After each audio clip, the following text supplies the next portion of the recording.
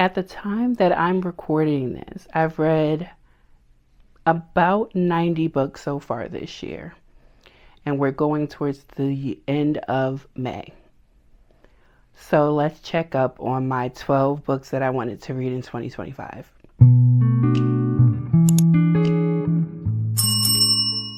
So unlike most of the book reading world, I did not choose 25 books to read in 2025 because I am a mood reader. And because I am a mood reader, even the 12 books that I chose for 2025, my staple TBR for the year, it's hard to get through because at the time that you choose it doesn't mean that 5 months from now you want to read those same books. So let's go through the books that I've read and the book that I will be reading for this video specifically. So The Perfect Find by Tia Williams. I have not read this, but I do want to read this and I do want to watch the movie. Let me know down in the comments if that's something you guys would like to do. I could set it up for us to read this book and then watch the movie. I really want to do that. Next is Call Baby. Now, this is magical realism, and I am afraid to tell you guys how many times this book has come up for me to read, like the opportunities for me to read this, and I just haven't. I keep putting it off, which means this book is looking like a December read, but I have basically told myself that for June, this is a book that I'm going to read for June. I'm going on like a little quick vacation in Florida soon, and I think this might be the book that I'm taking. No, it's not a beach read, not to my knowledge, but I think to prioritize it better, to best prioritize this book, it should go with me on vacation. But let me know what you think. Next is Savage Lands by Stacey Marie Brown. I have read this one. Kudos to me. The first one on this list. It is fae and demons. And demons mean that anything other than fae is possible. I'm going to put it like this. I did not dislike this book, but I did not like it either. It wasn't like pushing me to want to read the rest of the books in the series. Holding these books on my lap is getting crazy. I am going to continue in the series. However, it's not a priority. It's not a priority for me, but I am going to continue in the series just because I want to see if it gets better, if I'm more invested in book 2. If I'm not, y'all already know, whenever, I wasn't going to say at the end of the year, but this will just be unhauled, and the other books in that series that I have. Next, we have On My Journey Now by Nikki Giovanni, the late and great Nikki Giovanni. I have not read this, and I do want to. I don't know if most of you know, but I do have a daughter, and my daughter's been listening to Nikki Giovanni since she was little, because I have, back in the day, books came with CDs, especially for children, and I used to buy her the ones that had poems, storybook with poems by Nikki Giovanni. So she's been a staple in my home for a very long time, and I do want to read this. I'm just not in the mood to. Next, we have The Time Traveler's Wife by Audrey Neffenegger. Don't say that 3 times fast. And I got the large print edition. I think this is the second book that I own with the large print, and I do appreciate it because the words is big as hell. But this is another one that I want to read the book and watch the movie. I do believe I watched this movie once in my life and never watched it again. But I'm older now. I'm more refined in what I watch and the books that I read, understanding them and putting them into context. So I would like to read the book and watch the movie. Again, let me know in the comments if that's something you're interested in. Next is Malia Simone, Once We Were Wicked. I DNF'd this one. And this one was DNF'd solely on the purpose of writing. The writing was very choppy. This needed an editor really, really bad. And the scenes were weird because they were choppy, chopped and screwed. It was 1 second, the characters that you're reading about, let's say, are on the ground with the soldiers on top of them. And then they were without any movement in the story, any words to tell you where they were. Then they were without magic somewhere else with other characters, and it was like, that makes no sense, and it was hurting my head. This just wasn't for me. Next is The Girl with Stars in Her Eyes by Zhao Axelrod. Now, this book I also DNF'd. I don't like music in books. However, the music was irritating me. The music, just them being in the studio and talking about music was irritating me. However, that is not the reason why this book was DNF'd. It was DNF'd because when you paint a picture as a character being angry, upset, and hurt by another character, it takes more than them to be, or it should take more than the character that they're upset at to be handsome for you to drop your guard. Because how many times have you met a person and you said, oh my God, she's gorgeous, and she turns out to be a nasty, evil bitch? Or he's handsome, but he turns out to be a cocky prick. Just because a person is handsome or gorgeous, beautiful, whatever the word is that you want to use to describe them, does not mean that they are without reproach. Like, if I meet a person today and I'm like, oh my God, she dresses amazing and she's so beautiful and da da da da, and she opened her mouth and her views are just askew, yeah, she still is beautiful. She still can dress, but I know she's ugly, if it makes sense. You know what I mean? And it wasn't that far into this book that she was like, he left me when we were younger to chase his dream, and I can't believe he's staring at me with that what did she say? Like that handsome face. And I said, DNF. It ain't take you 2 seconds. You folded like a fucking lawn chair. I'm over it. Next we have The Housemaid by Frida McFadden. I have not read ever a Frida McFadden book. But I do want to read this one, and I want to read this one before the end of the year.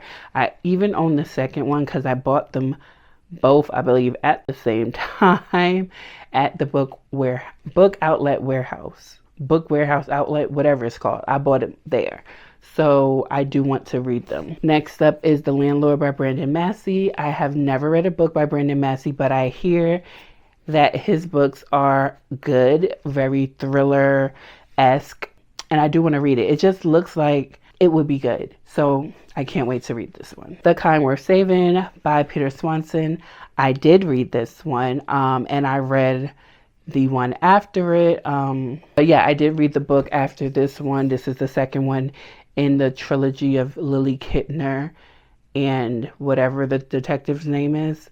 I did not like the second one, but I liked the third one. But I'm glad that I put this on my 12 to read in 2025, so that it kind of got me in the mood to read the third one sooner as well. So I finished out a series by reading this one, and I'm happy that I did. Out of Body by Nia Davenport, and this is the same N.E. Davenport, just when she writes different genres, she's Nia Davenport. Got it, girl. But Out of Body is a sci-fi young adult thriller, and it was that. This one was really, really good. I gave it 4 stars. I do recommend that you read this. This was really good, and it's short. Now, this is one of the times when I have read a book and I'm like, that could have been longer. There could have been some more meat on the bones in here. This is really, really good at a 4-star for me, but for that 5-star, I needed a little bit more, and it didn't have that, but it was good. Now for this video, I am going to read Alice Feeney, I Know Who You Are. Now, a lot of people do not like Alice Feeney. I do. I really do. The 2 books, I think it was only 2 books that I've read by her, I've enjoyed. Daisy Darker and Rock, Paper, Scissors. I know a lot of people do not like Rock, Paper, Scissors. I enjoyed it. I really did. I did not enjoy it as much as I enjoyed Daisy Darker, but I did enjoy it. So I Know Who You Are is the book that we're going to be reading for this, and let's get into it. So I made it to the 25% mark in this book, and let me tell you what this book is about. This book follows our FMC, Amy, and she is an actress. One day she comes home and her husband is gone. She realizes the next day he's not just gone, he's missing. He's left behind his wallet, his car is still there, her bank account has been emptied, and she doesn't know what happened. She seems to have had a stalker at one point in her life, and they have reported that to the cops and stuff, but nothing ever came of that. And the stalker seems to say things like, or write her letters and notes that say things like, "I know who you are." Title card. So someone seems to know who she really is because she's not who she says she is. But also in this 25%, we also learned that she might have been kidnapped. I'm thinking she was definitely kidnapped. And that's why her name is now Amy instead of what it's supposed to be. So there's someone who's stalking her. Her husband has gone missing. She's an actress. She's not a good liar. Because when the cops come around and they're like, "Where's your husband?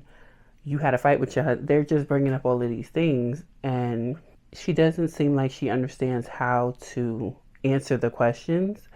So I don't think she offed her husband.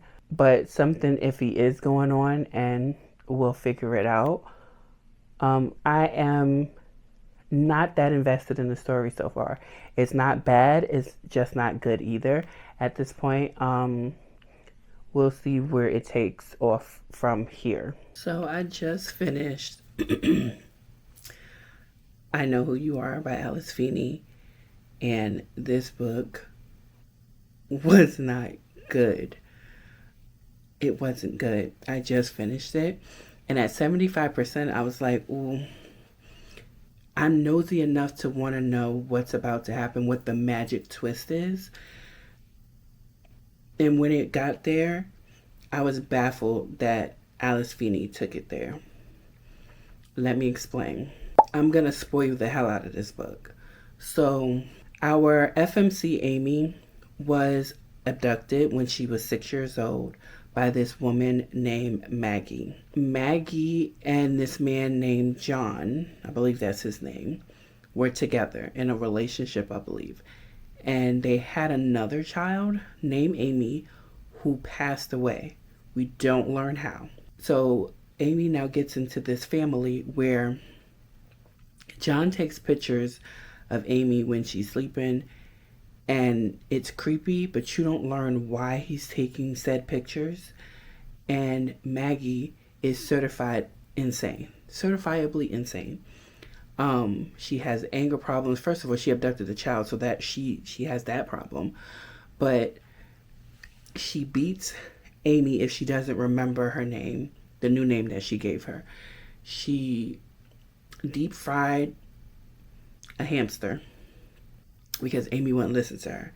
She showed Amy how to clear a room with that thing on her because they were like loan sharks, or whoever the people are that handle the money and the cash when you're betting on horses and dogs and stuff like that. That's who Maggie and John were. So they were always on the verge of getting robbed. And Amy was always on the verge of getting her ass whooped by Maggie. Fast forward, they do get robbed. Amy got to clear that motherfucker out. And she gets taken from there. A birth certificate with Amy's name on it and all Amy's actual documents to prove who she is are taken with new Amy. Carrie used to be her name. Now she's new Amy. New Amy gets shipped off into foster homes and stuff like that. She grows up. She becomes an actress. She finally reaches out to her brother and father, whom she was abducted from. But she learns that her father died whenever the fuck he died and was buried with her dead mama. Now, mind you, Kira's actual mother passed away giving birth to her, and her father and brother didn't treat her good. Now, when she finds out that her brother is still living in the house that she lived in before she was abducted, she writes him a letter. His name is Iman or something like that. And she writes him a letter saying, "Hey, it's me. I was abducted. I would like to get to know you. I would like to, move on with our relationship now that I found you and you're alive, and I'm just reaching back out."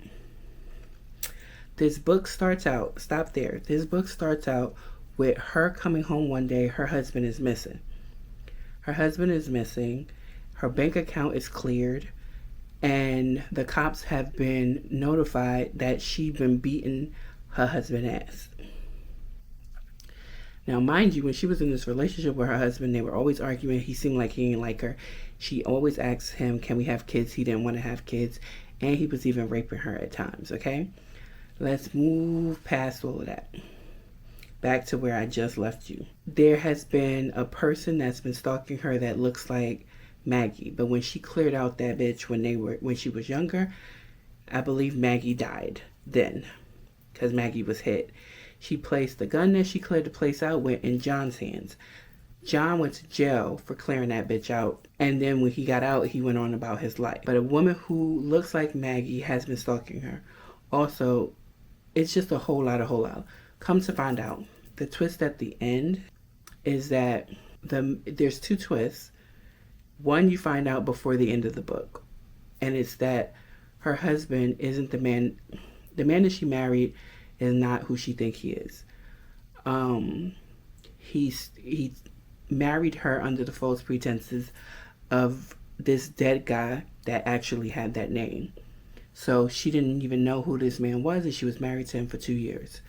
Moving forward, the woman who's been stalking her is actually her brother, and her brother is actually her husband.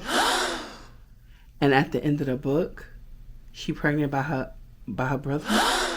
What the fuck is this? What is this?